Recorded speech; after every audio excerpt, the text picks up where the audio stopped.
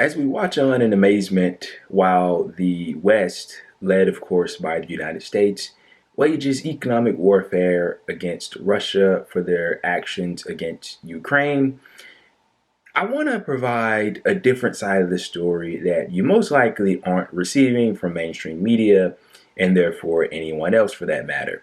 So, what we've been seeing in the way this has been being framed is that the United States, of course, leading the West and their allies and NATO and everything else, they've been casting out these vast array of wrenching sanctions on Russia, isolating their economy and grinding their economy to a halt.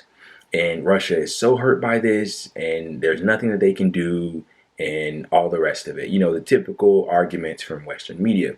But what you aren't really receiving is the fact that Russia is no longer simply on the receiving end of the damage that sanctions and other things can dole out.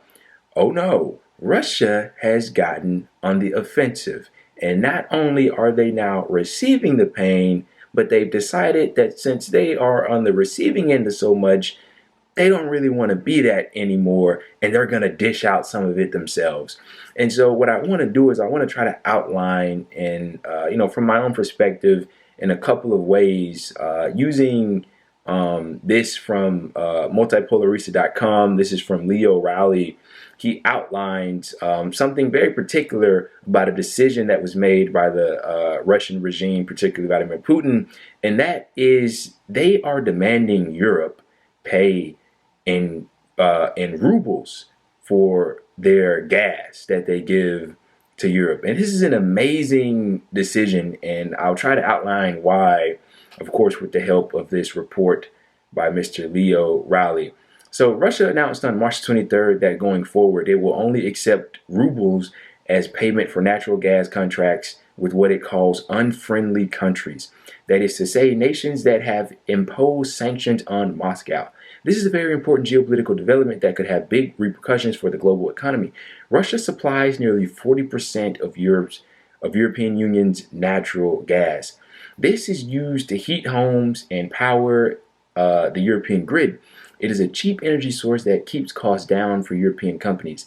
Less known is that natural gas is also a vital raw material in manufacturing essentials like fertilizers and pharmaceuticals. EU sanctions imposed on Russia over its war in Ukraine have conventionally excluded natural gas for this reason.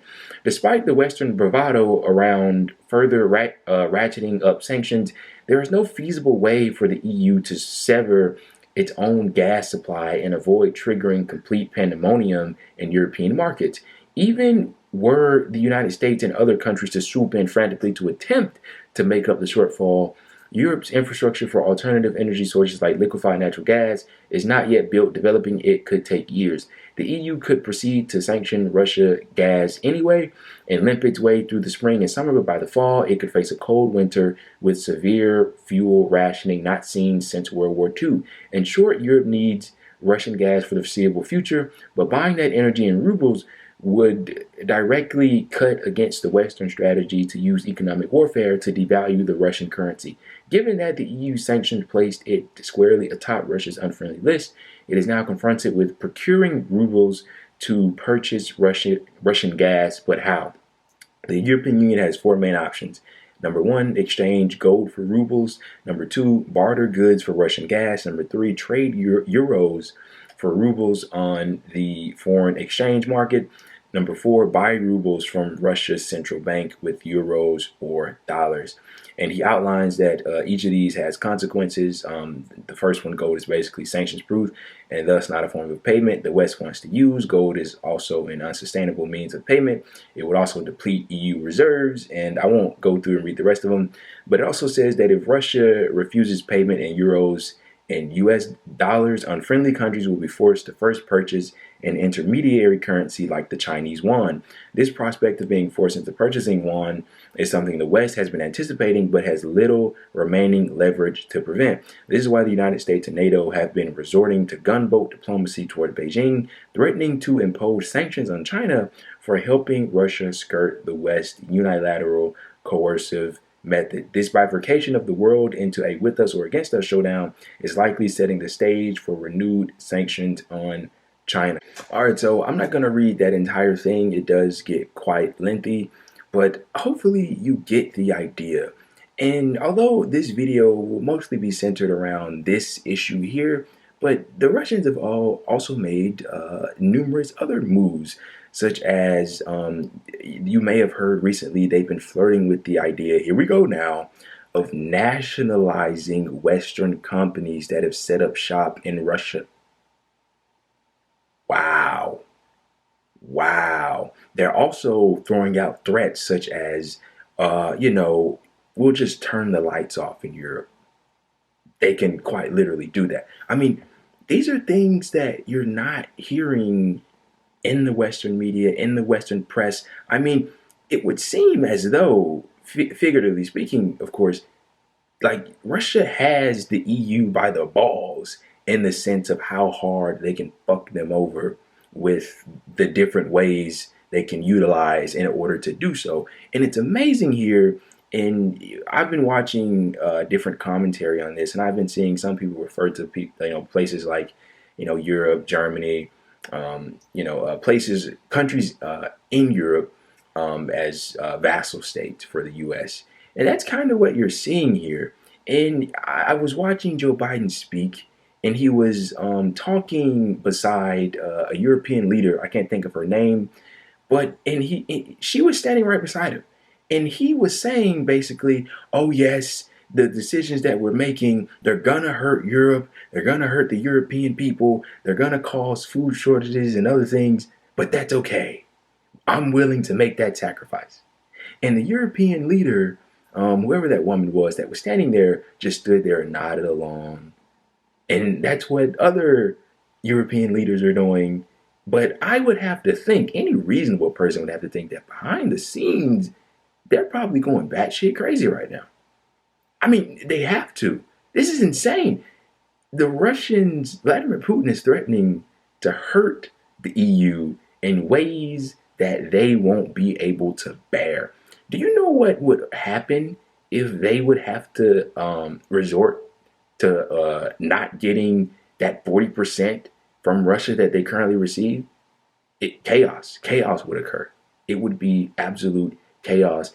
The United States, nor does anybody else have the ability to step in and provide to them what Russia currently does. As a report/article outlined, the one thing that they pretty much left unsanctioned at this point is the oil and the natural gas coming out from Russia. And they did it for a reason. And you have to imagine, as I said, behind the scenes, these people are absolutely losing their minds, not knowing what to do. And it seems like they're choosing to go the route of following their master, the U.S., America. But one has to wonder how long this will go. I recently saw something about the G7 countries has decided that Russia's demand is ridiculous and they therefore reject it. But one has to wonder, how ridiculous is it really if they're actually planning on doing this? This has to be dealt with. You have to do something about this. I mean, Vladimir Putin gave, I guess, the Russian officials, the people that are overseeing this, like a week to get this done, this transfer done to where they will only accept it in rubles. And you got to think about it. They won't accept payments in euros or dollars anymore because that stuff is sanctioned. And it would compromise them if they were to accept payments in that way. So, I mean, this is amazing development. It's, if you want to play the sanction game, so can I, is essentially what Vladimir Putin has said. And this has to be dealt with. And it's being dealt with in the way of, okay, fine, we can hurt the consumers, we can hurt the mass of people as long as we get what we want in the end, which is essentially a proxy war with Russia and the Ukraine, the aims of U.S. imperialism and everything else that comes with it. And it's incredibly sad. It's shameful on the part of the U.S. It's shameful on the part of the European leaders that are refusing to face this and actually deal with it. we are seeing decent progressions in terms of peace talks and what have you. And maybe I'll talk about that in the near future. But I thought that this was amazing development. Once again, I don't know if I've said it before, but I'll say it here. I'm no expert on this particular issue or these sets of issues. I'm just giving you this information as I receive it in the way that I understand it. But I just thought that this was absolutely amazing. I mean, these threats from the Russian regime, from Vladimir Putin, are very real, and they should be taken very seriously. And actually, I almost forgot to include this. Maybe I'll add it in at the end. But one of the major reasons or goal of the U.S. in doing all of this against Russia, of course, as it involves Europe, is that China is a major player in the world's economy today. They're the second biggest economy after the U.S., after all. And they've very much extended or expanded their power across the Eurasian landmass.